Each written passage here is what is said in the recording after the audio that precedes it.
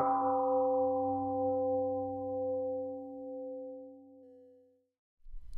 morning, everyone.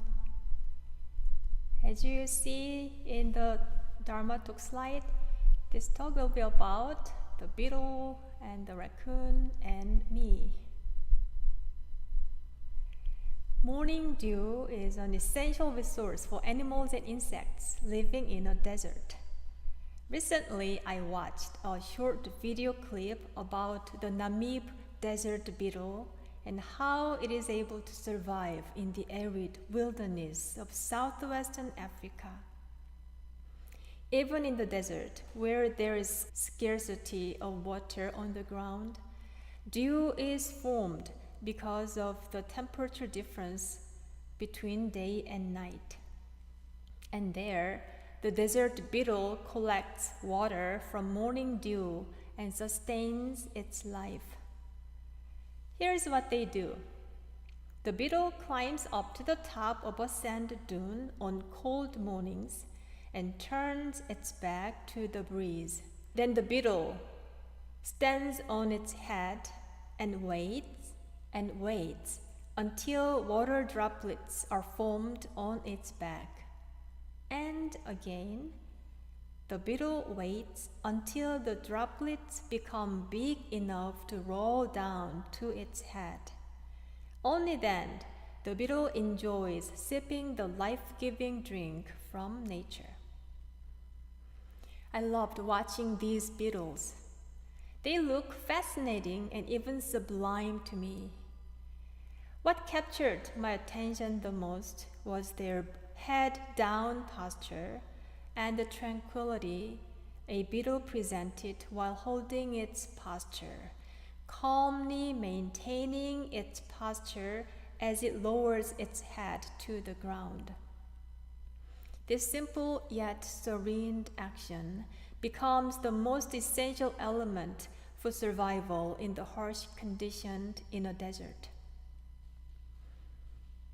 Nothing is as easy as it looks.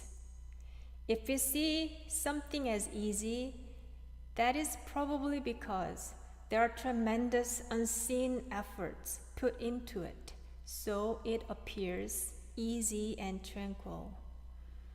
This is part of the reason the beetles look fabulous to me, although they probably follow their instinct as insects.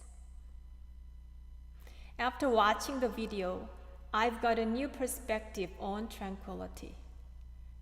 Tranquility does not solely refer to a state of being peaceful, but instead it includes the effort that is put into the process to attain the quality of being serene. What is this beetle story all about? From time to time, we experience challenges, and we may get depressed. The troubles may come externally. They might be totally personal. The sky looks so gray. Nothing seems to work out the way we wish. We feel like we are nobody. And we are just tired of this seemingly never-ending pandemic situation. Do you yourself feel any of these? Actually, these are what my mind has been screaming for a while. And yes, I was a bit depressed. I was not motivated to do anything. I followed my temple routine, but I was not very energetic. And then I happened to watch the video about the beetle, serene, diligent, and at the same time instinctively agile, even though they didn't move at all. When you are down, what do you do? If I may take a hint from the desert beetle, I will say you want to lower your head down to your heart and calmly endure. Actually, this is what I did. With the imagery of the beetle, I thought to myself, let me do the same. Let me embrace my little self. Let me listen truly to my chatty, nagging, and dented, D-E-N-T-E-D, dented mind. Once I paid attention to it, my mind produced all sorts of screaming. Ironically, I felt refreshed because of this. What I mean by the posture of head down is listening. Listening means to tenderly listen to what our mind has to say. It is not about controlling it or pretending we are okay. It is not playing with those nagging minds either. But it is to mirror our mind. One counseling technique is to repeat what a client says. We can do the same to our chatty mind. As we mirror our mind and simply repeat back to it, our mind can be heard and accepted. This is a huge step toward reaching a state of tranquility. This is also one way to recover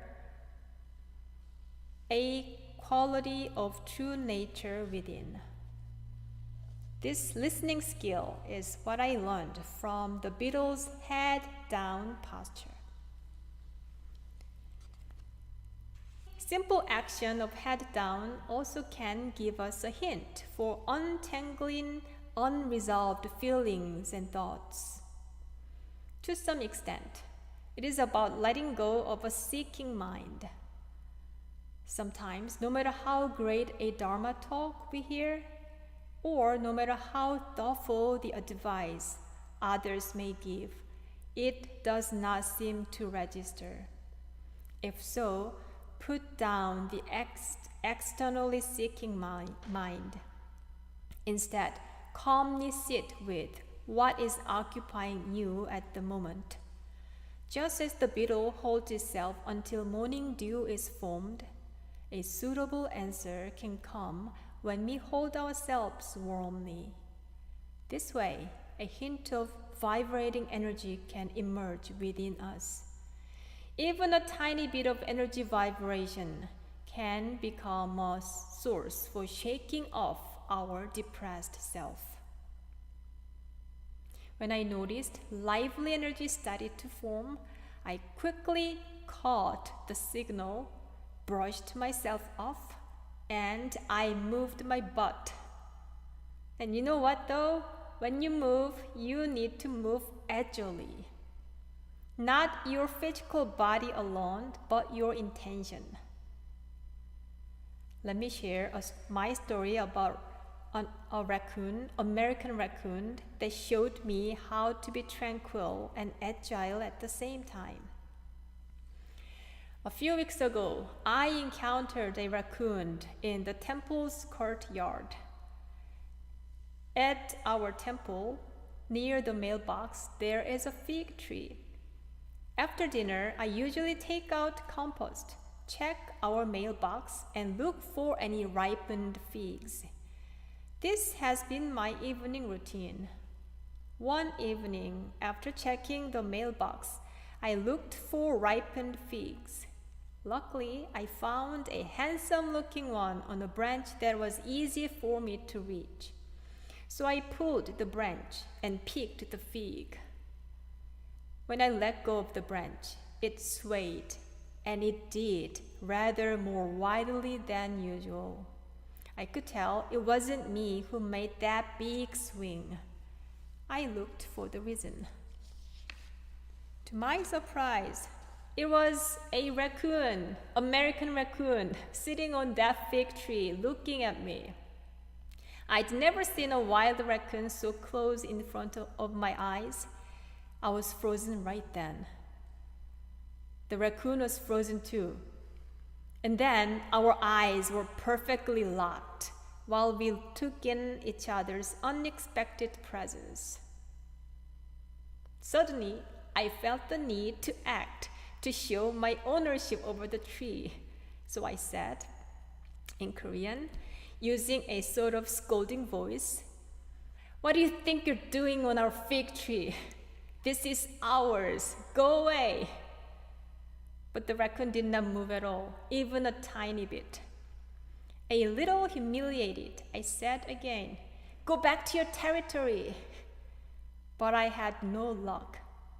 The raccoon did not seem to care about what I had to say. I must confess, I was totally overwhelmed by the raccoon's complete calm and sturdy manner.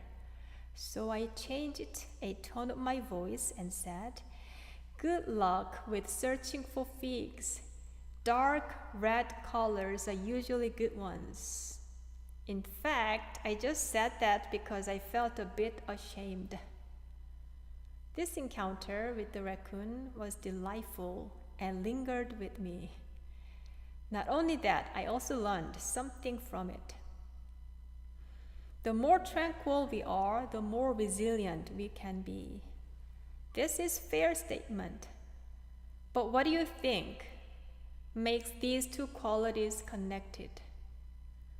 I think one element is timing, and it can be explained as agility. The dictionary meaning of agility is the ability to move quickly and easily. I want to add mental agility to the definition. Mental agility is the quality to discern a certain condition and take the initiative. It does not matter whether or not we move our physical body.